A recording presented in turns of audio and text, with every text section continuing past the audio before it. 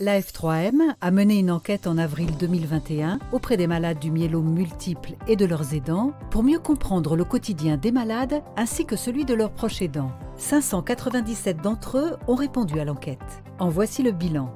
Le myélome multiple impacte fortement la vie des malades et des aidants d'un point de vue psychologique, physique, social et professionnel.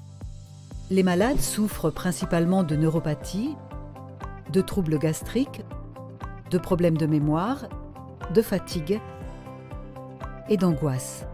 Des problèmes pour lesquels une majorité de malades estiment ne pas vraiment être traités, sauf les troubles gastriques. Ils restent néanmoins combatifs, lucides et confiants. Quant aux aidants, ils ressentent particulièrement des angoisses, de la fatigue et un sentiment d'impuissance.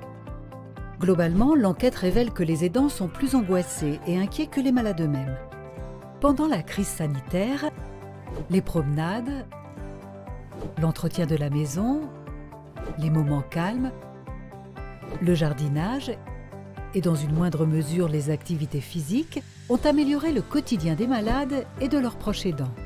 Les malades se sentent généralement bien entourés par leur famille, par les professionnels de santé, notamment les hématologues et les médecins traitants, et par les associations de patients.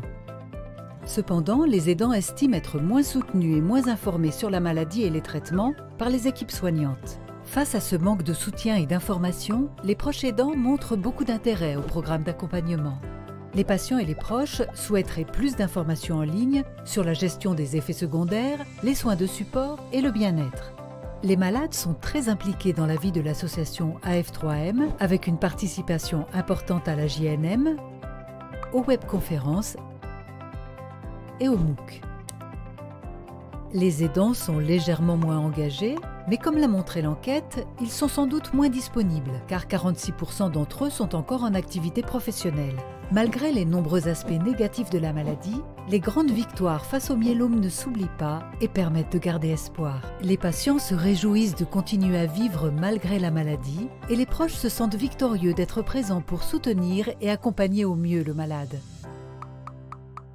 Malades, aidants, unis pour construire son bien-être malgré le myélome.